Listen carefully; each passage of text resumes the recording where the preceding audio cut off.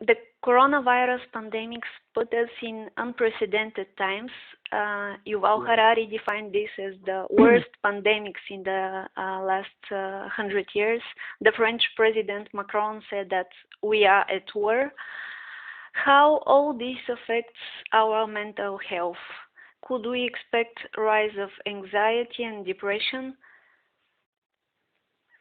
Yeah, so I would argue that we should call it emotional health, not mental health. Mm-hmm. And obviously, I've been thinking a lot about this subject, and I think, how would I put it? In a way, so the answer to this question is yes, there will be an increase in a lot of distress, Mm-hmm. but also there's a lot we can do about that distress and ways we can use that distress to make life better. So, What do you I mean? think, so um, I'm trying how I would start. So I would just explain, if it's okay, I'll just explain the context to my book, because I think it can help us to answer this question. Mm-hmm. That some of the things I learned in the process of writing this book can help us to answer this question. So I wrote my book because there were these two kind of mysteries that I didn't understand. The first mystery was I'm 41 years old, and all throughout my lifetime, depression and anxiety have increased in Britain, in the United States, and across the Western world. Mm-hmm. And I wanted to understand why, right? Why are so many of us finding it so much harder to get through the day? And I wanted to understand this because of a more personal reason. When I was a teenager, I went to my doctor. I explained that I had this feeling like pain was leaking out of me. I didn't understand why. I was quite ashamed of it. And my doctor said, oh, there's just something wrong with your brain, and all you need to do is take drugs. And the drugs gave me some relief, and I took them for 13 years. But for most of that time, I was still depressed. And at the end of it, I was asking myself, well, what's going on here, right? Why do I still feel like this? So I ended up going on a big journey all over the world, interviewing the leading experts in the world about depression and anxiety, and just people with very different perspectives on this question. And what I learned is there's actually scientific evidence for 9 different causes of depression and anxiety. 2 of them are in our biology, but most of them are in fact factors in the way we live. And I think the reason that that's crucial to answering your question about the coronavirus is that many of those causes that have been proven by scientists to increase depression and anxiety are increasing now. But if we listen to this science, we can start to find solutions. So I'll give you some obvious examples. Loneliness. Oh, sure, go on. Sorry. Okay, but in the book, you said that besides the biological causes of depression, there are others that include, for example, disconnection from others, disconnection from meaningful work, disconnection from nature, disconnection from a hopeful future. So this is where we are right now. We are isolated from others, from work, from nature. So how could we satisfy these needs right now? How could we cope with that? What so I think would we you need to be recommend? honest. I think that's an excellent question. Mm-hmm. I think we have to be honest and tell people it's going to be difficult. But there's a few things so I'd say if something positive can come out of this, it's that we can develop a much more sophisticated understanding of what causes depression and anxiety, so that when we emerge from this crisis, we can deal with them more effectively. So I'll give you 2 examples of things that can be done, things that we can understand now. So one is about loneliness.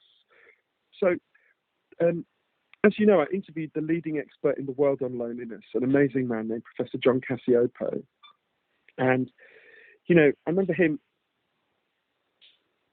saying to me, why are we alive? Why do we exist? One key reason is that our ancestors on the savannas of Africa were really good at one thing. They weren't bigger than the animals they took down a lot of the time. They weren't faster than the animals they took down a lot of the time. But they were much better at banding together into groups and cooperating. Just like bees evolved to live in a hive, humans evolved to live in a tribe. And even before this crisis, we were the first humans ever to disband our tribes, to, tell ourselves that we should live alone, that we can do it all alone. Mm-hmm. And it made us feel terrible. There was a massive increase in loneliness. And obviously, as we have to engage in social distancing, more of us are going to be alone. But Professor Cacioppo explained a really interesting thing to me. When he began to study loneliness scientifically, and he became the leading expert on it, he was trying to define loneliness, right? And at first, obviously, if you say to anyone, what is do you feel lonely? Everyone knows what it means. But actually defining it was quite difficult, because instinctively we feel like being loneliness is the same as being alone, right? Yeah. But actually, what Professor Cacioppo discovered is that there isn't that big an overlap between how many people you see every day and how lonely you are. Mm-hmm. So we've all had the experience of going to a new city. Like you go to New York for the first time, you go to Times Square, you're surrounded by other people, but you're lonely, right? Because you don't share anything with them. Or we've all had the experience at the other end of being in a relationship that's breaking down, and you feel really lonely, but the other person is still there, right? And Professor Cacioppo was trying to figure out, well, what's going on here? And what he discovered is loneliness is not the physical absence of other people. Loneliness is the absence of sharing something meaningful with other people. The understanding. Loneliness is largely... Sorry? Understanding, maybe, also. Yeah, exactly. Well, it's a feeling that you share meaning and understanding. I think it's a good way of putting it. And so it's going to be challenging. We can still build ways of having meaning and connection with each other emotionally, even as we, have to be physically separated. And so I would recommend to people things as simple as phone all your old friends you haven't spoken to in years, right? Phone all the people who helped you in your life and thank them. I've been phoning all my old teachers who I haven't spoken to in years and years, right? Turn to the sources of meaning in your life and draw on them and build meaning. I'll give you another example.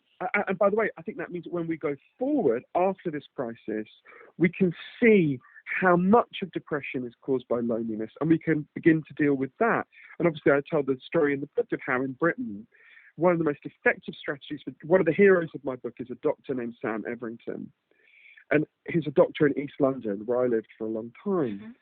And Sam was really uncomfortable because he had loads of patients coming to him with terrible depression and anxiety.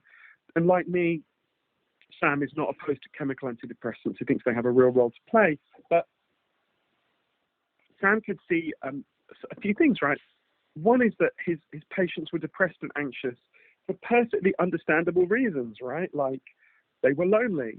And secondly, while the drugs gave them some relief, in many cases they weren't solving the problem. So one day Sam had an idea. A patient came to him called Lisa Cunningham, who I got to know later. And Sam said to Lisa, don't worry, we'll carry on giving you these drugs, but we're also going to prescribe something else. What he said is, I'd like you to turn up a couple of times a week at the doctor's surgery and meet with a group of other depressed and anxious people, not to talk about how miserable you feel, but to find something meaningful you can do together. So the first time the group met, Lisa literally started vomiting with anxiety. It was so much for her, right? But the group started talking. They were like, what could we do? These were inner city East London people like me. They didn't know anything about gardening. They decided they were going to learn gardening, right? They decided there was an area behind the doctor's surgery. They decided they were going to turn it into a garden. So they started watching YouTube and taking books out of the library. They started to get their fingers in the soil. They started to learn the rhythms of the seasons. There's a lot of evidence, as you say, that exposure to the natural world is a really powerful antidepressant. But they started to do something even more important.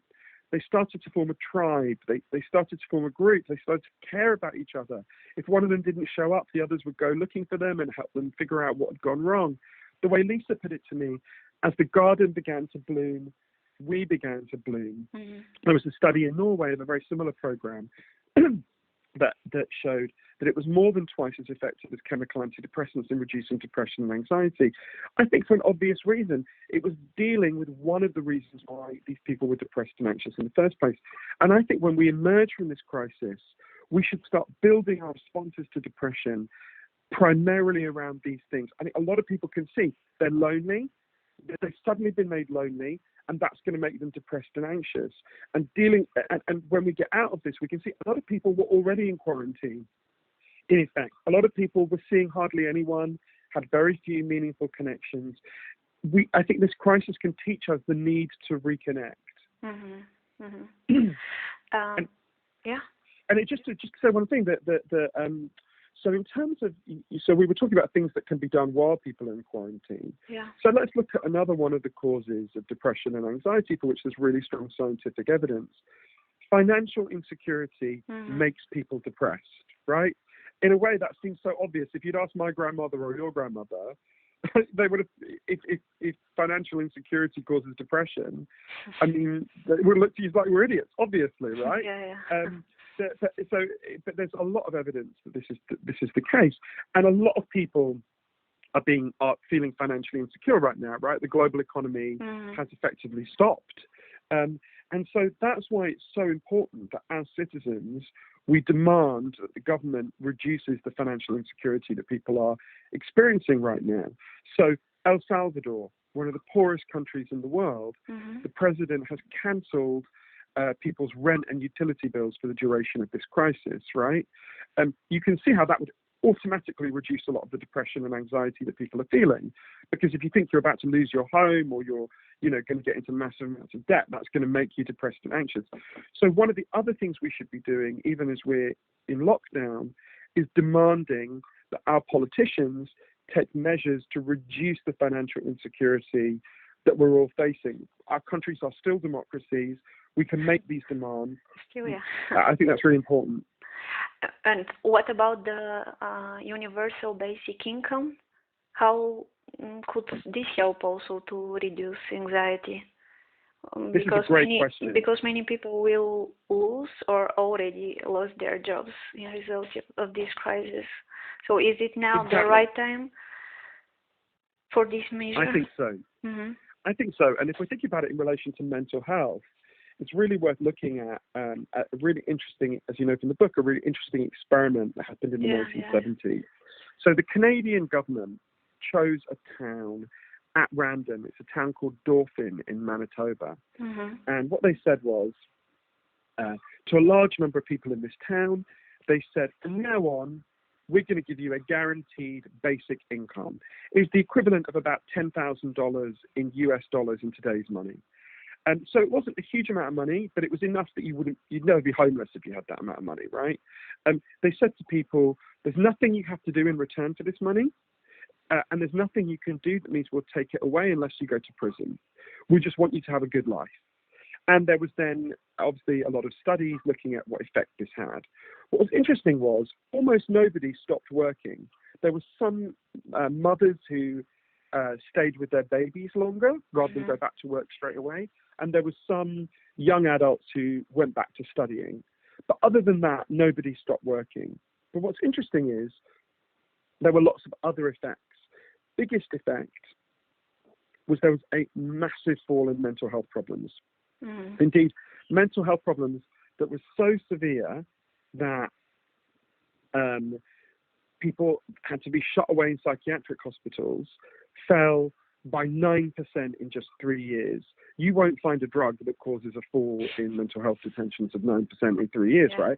As the wonderful social scientist, Dr. Evelyn Forget, who did the big study of this, said to me, a universal basic income is an antidepressant, right?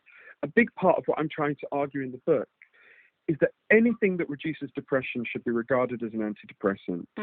To some people, that will mean drugs. But there are many more things that should be counted as antidepressants. That gardening program is an antidepressant. A universal basic income is an antidepressant. I think certainly at a time like this, I think even if we weren't in the coronavirus crisis, I'm in favour of a universal basic income. But I think particularly at a moment like this, it's very hard for the government bureaucratically to, guarantee people's wages and all sorts of things. It's possible. It's much simpler to just give people a guaranteed basic income for the duration of this. And that would massively reduce depression and anxiety.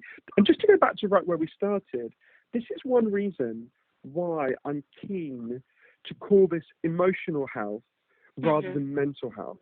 Because when people hear the phrase mental health, I think what they picture is their biology. They picture their brain and something going wrong with their brain. Now, that does happen sometimes. It's important to stress. But actually, we are anxious and depressed now. There hasn't been an increase in depression and anxiety now because suddenly, something went wrong with our brain. Something went wrong with our society, right? We had to respond to a terrible global pandemic. And so I think it's better to talk about emotional health because that helps us to see more clearly the environmental causes of this crisis at the moment. Yeah, I agree. There's a lot of discussions right now about the psychological costs that this crisis would have on us. Do you think we are getting this right? There are many recommendations to meditate and turn off the news. Do you think this is enough? I mean, as an immediate measure or as an immediate action, what we could do?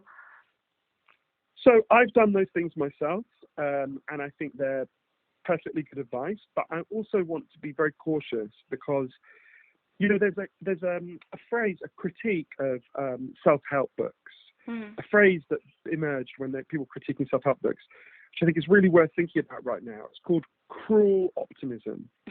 So cruel optimism is when someone has a really big problem like depression, obesity, whatever it is, and you give them a really simplistic solution and you say, oh, this is going to solve your problem. And the reason, and it sounds like a kind thing to do, you're offering them a solution, but the reason why it's cruel is because the solution for most people won't be enough, right? A small solution to a big problem generally doesn't work. And when it doesn't work, the person feels that they failed, that they weren't good enough, right? Well, I did the thing you're meant to do, and I still feel terrible. So I think there's an element of cruel optimism in saying to someone who's worried they're going to lose their home and going to lose their job and, can't feed their children, oh, you just need to meditate and switch off the news, right? I think that's cruel. Now, I'm not saying meditation won't help some people, it will. I'm not saying that limiting your exposure to the news won't help in some circumstances, it will. But, actually, we need to turn on the news, follow and as citizens, change the news by demanding that our governments give us financial support, right? That, rather than turning off the news, we need to change what the news is. And in democracies, we can do that, right? So, now, don't misunderstand me. I'm in favour of meditation. I'm not in favour of people watching the rolling news the whole time and getting into a panic. But I think this is a collective crisis, and giving people exclusively individual solutions is not going to work. Now, there are individual solutions that will help people, but they're not going to be enough. We need to solve this crisis collectively as well. In this sense, what do you think will prevail during this crisis on a global and human level? The cooperation or the isolation? Oh, wow, that's a big question. The honest answer is I don't know, but I think there are things we can learn from this. So one of the causes of depression and anxiety that I think this crisis might help with is the crisis of meaning that we have. So for thousands of years, philosophers have said, I'll say it slightly differently. So everyone knows that junk food has taken over our diets and made us physically sick, right? But there's equally strong evidence that a kind of junk values have taken over our minds and made us mentally sick. So for thousands of years, philosophers have said, if you think life is about money and status and showing off, you're going to feel terrible, right? You're going to feel like shit. That's not an exact quote from Confucius, but that is basically what he said. But weirdly, nobody had scientifically investigated this until an incredible man I got to know named Professor Tim Kasser, who's at Knox College in Illinois. And he discovered two really important things. Firstly, the more you think life is about money and status, the more you will get depressed. And secondly, as a society, we have become much more driven by these junk values all throughout my lifetime, right? And I think one of the things, so just like you need, just the analogy with junk food is just like you need nutrition, to survive, but junk food appeals to the part of you that needs nutrition, but actually makes you sick. Everyone needs a system of values to guide them through life. And these junk values, appeal to us, that part of us, but they actually train us to look for happiness in all the wrong places. And one of the things I think has been helpful about this crisis so far is it gives us a chance to reassess our values. Who are the key workers in the list of the people we desperately need right now? It's not rich people. It's not bankers. It's not Instagram stars, right? Yeah. It's nurses. It's cleaners. It's the people in our supermarkets filling our shelves. They were, by the way, always the people who kept us alive. My grandmother was a cleaner. She was always more valuable than any billionaire you'd ever name, right? But what we get to see in this moment of crisis is who should we be valuing more? And what's gone wrong with our system of values that we have been prioritizing, billionaires who don't contribute very much and are actually quite greedy and selfish in lots of cases, over, nurses and cleaners and people who work in supermarkets. So if this is a chance to reevaluate, alter our values, then that's a positive thing that will emerge from this terrible time. How this crisis could change us as a society? Where do you think we will end up after this crisis? If you could summarize. I think it's very hard to tell. In that, if you think about the 2008 crash, we thought that would discredit, right-wing politics and all sorts of things, and we didn't think it would lead to Donald Trump and Brexit, and so it's very, very hard to know how these big events will affect the global picture. What I do think it can do with mental health is, how would I put it? One of the things I learned in the research for my book, Lost Connections, is that we've been taught for a really long time that depression and anxiety are mainly biological malfunctions in a person's brain or in their genes. And one of the things I learned is there's some biological causes, but actually mostly depression and anxiety are not malfunctions, they're signals. Everyone reading your article knows that they have natural physical needs, right? Obviously you need food, you need water, you need shelter, you need clean air. If I took those things away from you, you'd obviously be in trouble really quickly. There's equally strong evidence that all human beings have natural psychological needs. You need to feel you belong. You need to feel your life has meaning and purpose. You need to feel that people see you and value you. You need to feel you've got a future that makes sense. And the culture we have built is good at lots of things. I'm glad to be alive today. But it's been getting less and less good at meeting people's underlying psychological needs. And now with the coronavirus, many of our psychological needs are not being met. Yeah. And up to now, what we've done, so depression and anxiety are mainly signals telling us that our deepest needs are not being met. And what we've done for a long time now is we've insulted that signal. We've either told people it's a sign of their weakness, or just a sign that they're biologically broken, or that they're crazy. What we need to say to people experiencing that signal is, if you're depressed and anxious, you're not weak, you're not crazy, you're not a machine with broken parts. You're a human being with unmet needs. And we can change the way we live over time to get those deeper needs met. And so I think one thing that I hope can come from this is a changed understanding of what depression and anxiety are, that they are signals, not malfunctions, that we have these feelings for reasons, and we need to listen to the signal and honor the signal and respect the signal, because it's telling us something we really need to hear. But what would you tell to people that maybe are telling right now that to think about emotional health right now is kind of a luxury, because when they lost their jobs, when they could lose their home, maybe to think about emotional health is like thinking about luxury. I think that's a really important question, and I would say actually your ability to cope and survive in the material world is dependent on your emotional health, right? So they flow both ways. So if the material world falls apart, your emotional health will fall apart.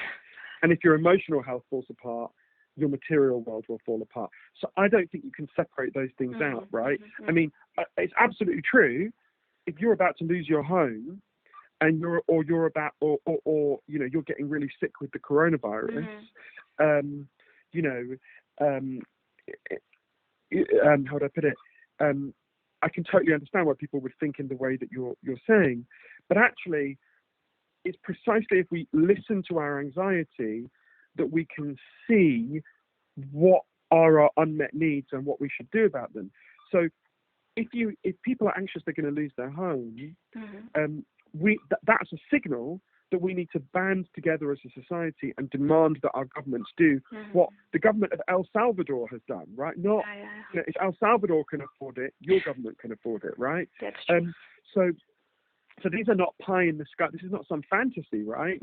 A lot of governments all over the world are doing this, including governments in very poor countries. So I think that mental health and your ability to cope and deal with your problems in the world, emotional health, I don't think I made the mistake myself, emotional health and your ability to cope with the crisis are closely related. And it's not like we can ignore one to deal with the other, that you've got to have good emotional health in order to survive and thrive. How do you personally cope with the isolation and uncertainty? You already said that you might have coronavirus, so maybe it's more difficult for you.